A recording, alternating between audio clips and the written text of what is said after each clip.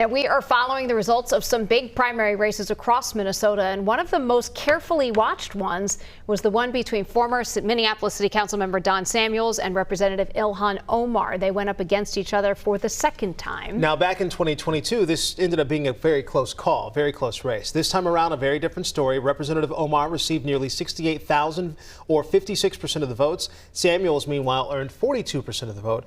And on the other side of the aisle, we are learning who will run against incumbent Senator Amy Klobuchar in the fall. So this race was between ex-NBA player Royce White and mainstream Republican Joe Frazier. Now, White won with 38% of the votes, Frazier earning 29%. So it is White who will face off against Klobuchar. She has held that office since 2007. We're also keeping a very close eye on some big races in the battleground state of Wisconsin. No surprise here, but businessman Trump-backed Senate candidate Eric Hovde had an easy win. Now, he will face Democratic Senator Tammy Baldwin on Election Day.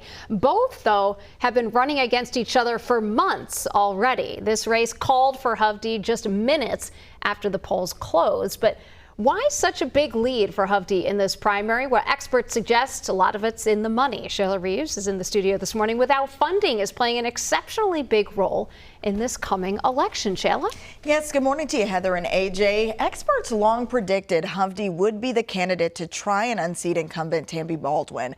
A lot of it came down to those dollars, though. Both Hovde and incumbent Democrat Tammy Baldwin were looking way past the primary. They've raised more than $50 million between them.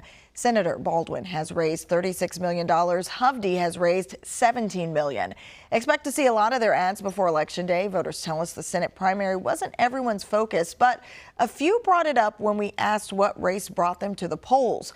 A Wisconsin political analyst we spoke with said Hovde has already spent millions of his own money and will likely need to continue that spending if he wants to win.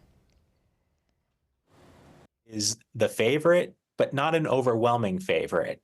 And if national conditions were to go against the Democratic Party, then Hovde would have a real chance to win. But he's going to have to continue pouring his own money into the campaign in order to make that happen.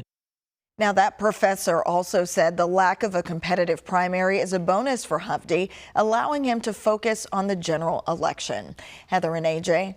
Shayla Reeves joining us in studio. Shayla, thanks for the breakdown. We appreciate it.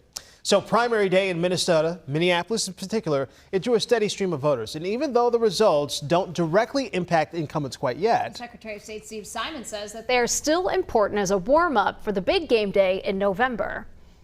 For the election judges, the poll workers, some of whom haven't worked an election for a year or two, this is an opportunity to shake off the rust, get into the groove.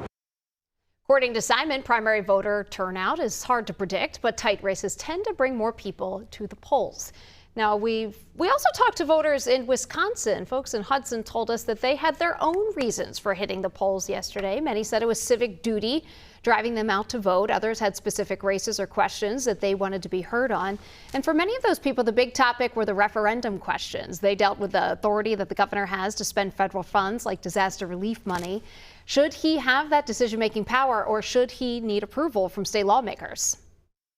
I'm always motivated to vote to express my opinion, and especially because there are some measures on the ballot to strip the governor of his ability to handle federal money. That matters. It's about civic duty. We need to be here. Local elections are important. They, reflect and impact the federal elections. So we do that.